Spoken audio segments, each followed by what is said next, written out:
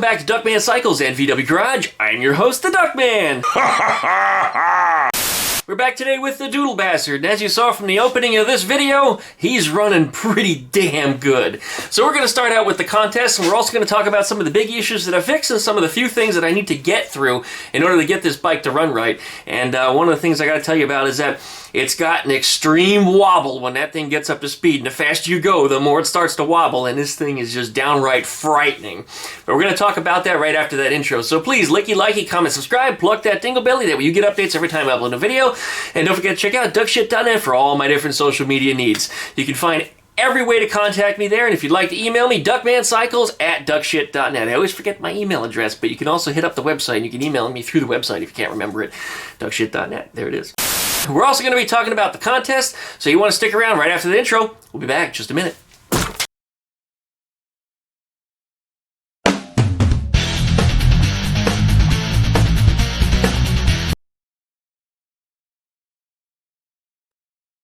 One of the first things we're going to discuss is the contest, the top speed contest for the DoodleBastard. Just how fast is this thing going to go? I don't even know yet. We're going to guess it to see which is the highest speed. We're going to go with the Price is Right rules. You get as close as you possibly can without going over. You can either put up your speed in miles per hour or kilometers per hour. We're not taking any other archaic forms of measurements. I know you guys want to measure in cubits or meters per second, or we're not doing that. It's miles per hour or kilometers per hour. If you put in anything else, it's going to be disqualified. Sorry guys, it's just the way it's going to be. You also have to be subscribed. You have to like the video, and you must comment on this video. If you comment anywhere else, like on my Facebook or on my Instagram or on another YouTube video that follows this video, it's disqualified. I'm not going to count it. I have 10 times as many viewers and commenters that I used to have a year ago when I did these type of contests with Eleanor's gas tank. I can't be policing these, finding all these comments in different places, putting them all together. It's too much work. You have to comment on this video. If it's not here, I'm sorry, I'm not even going to correct you. It's just, you're not going to be counted. If you guess multiple times, we're going to disqualify all of your, following comments. Whichever one is your first one is the only one we're going to count. Lowball guesses still have a chance in this contest because there's a possibility something could happen. The way that we're going to run this is I'm going to make, and I've been thinking about this, I think I'm going to make 4 passes. I thought about 3. 3 was a nice, 3 strikes kind of number. But 4 because I can make the trip out and back 2 times. Now, whatever the highest speed is of any of those trips is going to be the one that counts. Now, if for some reason, let's say I fall down, I break down, I chicken out, or for whatever reason I can't complete all 4 of these runs, whatever the highest speed recorded out of any of those accomplished runs is going to be the one that's used. If I make half of a first run, and let's say a cop comes out of nowhere and stops me, and damn it, I only get up to 30 miles an hour, well, 30 miles an hour is the top speed, and that's what we're going to go with. We're just going to have to run another contest another day, but this is the way it's going to work. We are not going to be counting high speeds if there's a glitch in the GPS, because I'm going to be using a GPS speedometer, and sometimes once in a while the needle will all of a sudden jump to 80 and then go right back to where it was. So we're not going to be using any anomalies or inaccuracies that pop up in the GPS speedometer. Whatever it shows consistently is going to be the top speed recorded. Now, you're probably saying, what do we get if we're the winner?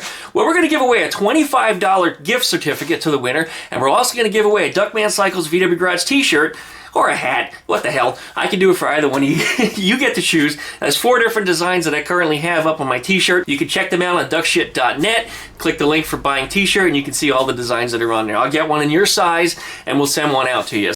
Make sure that you leave your guesses down below in this video. Once again, gotta be on this video.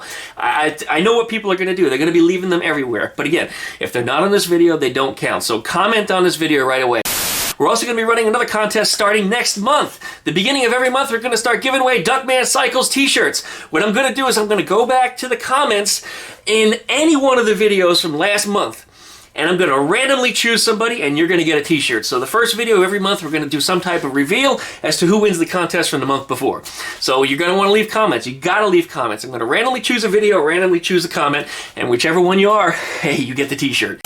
Jumping back onto the DoodleBastard, we've got some problems that we need to sort out. The first thing that I was having issues with, the clutch lever was just way too stiff. I used that little short lever, and it was probably okay if I were just, let's say, cruising around town. But the reason I have to just squeeze the thing so frequently is because the thing is just geared so incredibly high. I geared the sprockets up so that way I had a tremendous top speed. It's great for riding around on the street, but it'll idle at like 10 to 15 miles an hour when I let it out. You gotta let it out slowly.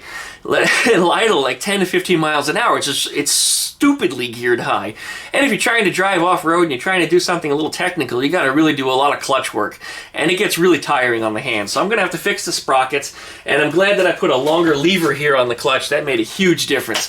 And the next thing I worked out was that it needed a leaner jet, not a richer one. A lot of people told me I needed to go richer, and even I thought I needed to go richer. But in hindsight, when I go back to watching the first video when I was on the bike, and it started to take off, it felt to me like the choke was on. And you can see I looked underneath to hit the choke.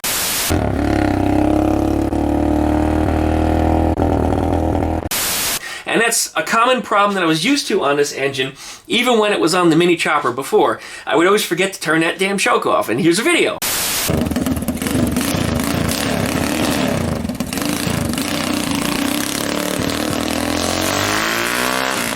So there it is, you've seen it yourselves. So I knew right away the bike is probably running too rich and not too lean, because with the choke on, if it's too lean, it should start to run a little bit better, and it was the opposite. So I put a slightly leaner jet in there, and the thing ran just night and day difference. Just, yeah, I could give it more throttle, it had better response, it felt so much better. The other problem that I was having is the carburetor was overflowing. It turned out that inside the float wasn't closing against the float valve all the way, so I just made a minor adjustment on it. I don't know what the adjustment is on these carburetors. They don't give you an adjustment for it, so I just kind of eyeballed it, guessed it, put it in, and that stopped the leak. And it stopped leaking for about a week, and then it started to leak again. And I went, damn it, something happened to the float. Is it maladjusted or what's going on? So I took it back apart, and I found some junk in the float valve. It just wasn't closing all the way. It was hitting some of the junk when it went up inside of there. So what I had to do was clean the junk out, put the thing back together. I noticed it was working fine. Then I installed a Volkswagen fuel filter. Now I know better on these little bikes. You gotta have a fuel filter, because even the smallest specks of trash will get hung up in the little passageways of these carburetors, because they're so much smaller than, let's say, that of a Volkswagen. So fuel filter is very important. I mean, it's important anyway, but on here especially important. So once I put that on there, that problem stopped. But I still continue to have a fuel leak on the outside of the bike. The gas is coming out somewhere, and I couldn't figure out what the hell was going on. It turns out up underneath the fuel tank here, where the fuel outlet comes out into the fuel line, either the line is not sealing on the little spout, or the spout is broken, or there's a weld there that's not completed and the sealer didn't get it. I don't know. We're going to pull the tank off this, and we're going to try to figure that out. The leak is really small, but it's apparent. If I touch the fuel line on the outside, it's always a little bit wet. Yeah, I could smell gas. So it really wouldn't leave a puddle or anything, but it was just always wet. And, you know, that's a fire hazard, so it needs to be resolved, so that way that's not an issue anymore.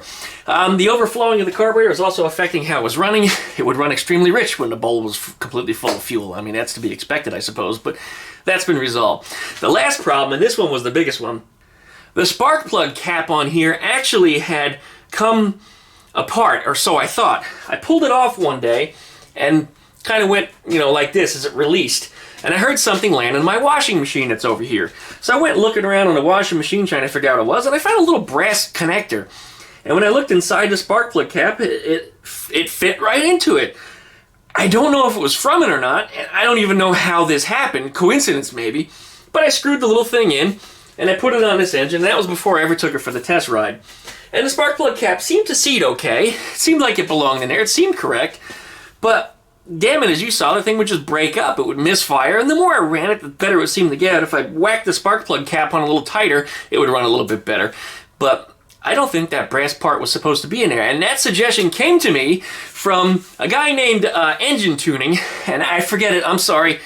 Your actual name escapes me, but his channel on YouTube is Engine Tuning. He's also known as Play F1Net. You can find him, and down below in my video description is a link. You subscribe to his channel.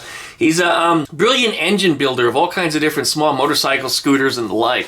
And he gave me a suggestion, you know, check that spark plug cap. And I would not have checked it, even with the memory of what I had done, putting that brass fitting in there, until he mentioned it. And something told me, you know, pull that brass fitting back out and put that spark plug back, the cap back on that spark plug, and damn it, all the ignition problems went away. Another problem that I had that I thought was going to be an issue is I thought valves were tapping something fierce. I really thought they were tapping something fierce. But it turned out that sound was actually happening inside that spark plug cap. And I mean, it was a tick, tick, tick, tick, tick, tick. And it was loud. I mean, really loud. And this thing fires a waste spark too. So I mean, I was hearing it, you know, every revolution of the engine, not every other. It fires that waste spark, so it goes around and around. Some people have suggested to me that it could have been the points or the condenser. There are no points of condenser on this bike. Sorry guys, it's all electronic. Now some people told me also it was the air filter is wrong for this bike. But no, that air filter that's on there is actually the one that's intended for this carburetor, for this kind of engine. So those combination of everything that everybody had told me, I'm sorry you guys, you're all wrong. It was engine tuning that figured it out. So you guys need to get over to his channel. You need to subscribe to him. Check out his other videos. He's over in, I think it was France. Yeah, I think he's in France, if I'm not mistaken. And I'm sorry, again, your name escapes me. I'm sorry, we have not been formally introduced. We really need to get back and talk to each other. He and I crossed paths several years ago. You might remember I did this scooter clutch video, how to release the giant scooter nut on it by putting the wrench on it and banging it on the floor a couple times until the nut comes loose. You put your wrench over it, just like that. Sandwich it all together, hold it nice and tight, and then just gently, there she goes, and your nut's loose. And he posted his own video response to that, where he came up with a better way to hold that wrench on there, unless you have hands like me, you know, you don't need that. But he came up with a better way to clamp it all together before you would whack that wrench. And I responded to him. I mean, it was a brilliant idea that he had, and it was a good, updated method to do it less caveman style than what I did. So the guy's brilliant, absolutely brilliant. Check him out. Engine Tuning up here on YouTube. Link down below in the video description. First thing I need to take care of, and this is something I mentioned before, the sprocket gearing is too high. I'm not going to change that because that's going to affect my ability to hit that top speed. Now we want to see how fast this thing's going to go, and if I, of course, put shorter sprockets on there, it's not going to go as fast, or at least it'll rev out faster when it hits top speed. These sprockets that we do have on here, again, are great for probably street driving, but I find myself riding around the yard, and it stalls all the damn time when I try to go slow because it idles at like 10-15 miles an hour. And if you go below that, the engine just, you know, it has trouble pushing. So I need to get it at least one gear lower. First gear feels like what should be second gear on any bike, maybe even somewhere between second and third. It's geared really tall, way too tall. Some people in the past had told me when I was building this bike that I put way too small of a sprocket on that back wheel and that this thing's not going to go very fast at all. But actually their thinking was completely the opposite. It does need a bigger sprocket, but not because of top speed, but rather because it needs more torque down low to be able to drive at lower speeds comfortably, so I don't have to work that clutch so damn much. That's just really tough on hand. I mean, it's like I'm constantly squeezing the damn clutch, and my pinky started to get really sore. Anyway, we're past that. The clutch seems to be good at this point. We're going to work on the sprockets later. We're not going to do that now. I talked about it way too much. This thing likes to randomly stall. And if I get under here and I just shake the wiring harness, all of a sudden the thing will be able to start back up and run. And after a little while, sometimes it'll just putter out and stall again. And again, you know, click it won't start. No matter how many times you hit the button on it, just will not start. So I shake the harness and it fires right up. So anyway, I got some kind of electrical harness problem. We're going to sort that out. Try to find it's probably a loose connector. I don't think it's too big of a deal, but it is an issue. The brakes on this thing absolutely suck. The worst brakes that I have ever had on anything. And I mean, the Pook mopeds that I used to ride, those things had bad brakes. This is worse.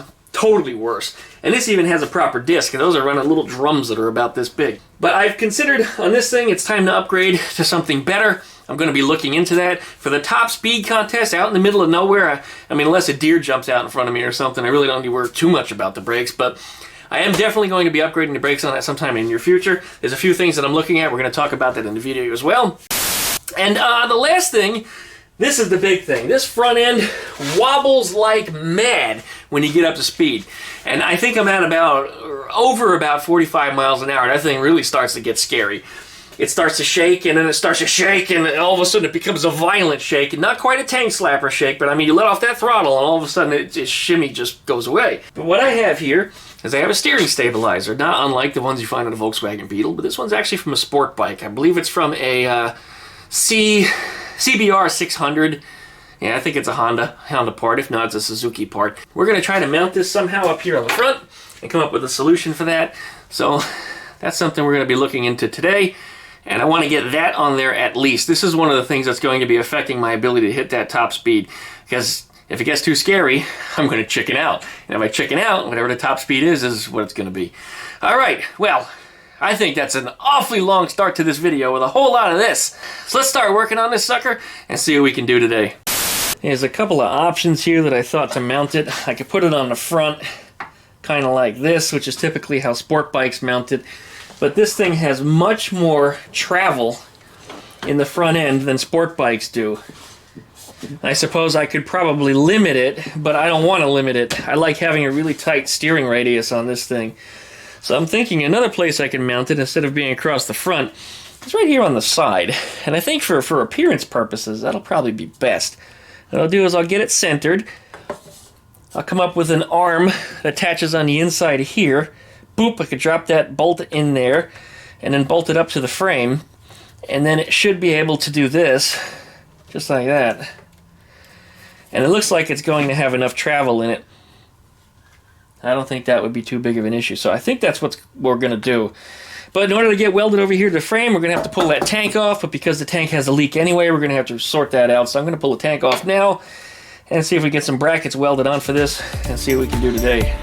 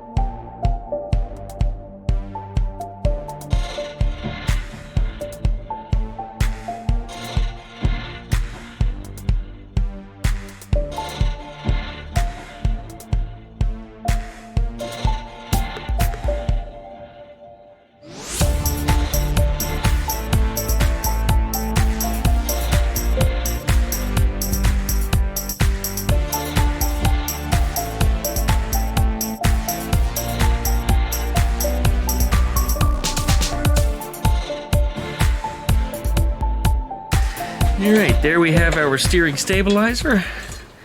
A full range of motion in my steering. Hits the stops and it doesn't extend the stabilizer to the end. I'm catching the clutch cable in there. I'll have to fix that with a little bit of twist tie. Okay, well, there it is. Looking pretty good. I had the bolt on it going this way, and it turned out that this piece had a swivel going back and forth, which was causing it to be unstable. It defeated the purpose of having it because it was swiveling on the ball socket. So I turned it 90 degrees this way, and now the bolt goes straight up, and that's no longer an issue. I can actually feel the resistance from the stabilizer. And for those of you that don't know what a stabilizer is, these have a smooth range of motion in either direction. But when you try to real quickly change direction, there's a lot of resistance. So that's the idea, is this thing will help to resist the wobbles. I'm sure it's still going to wobble to some extent, but this should help a lot. So that's pretty good. I'm not too happy with the spark plug wire where I got it. I'm also not too happy with my welding job, so I'm going to clean that up a little bit. Put a little more welds on this side even here too. Do a little bit of grinding. I couldn't hardly get the welder in there, and I'm trying not to get all the ash and slag and hot sparks hitting the chrome on the engine, so it was hard to hold the shields and every which way. But I will deal with that later. Right now, this nice and loose. It doesn't bind up. It's good to go. Here it is, and it comes real close to that engine, just a couple millimeters gap, but it does not touch it.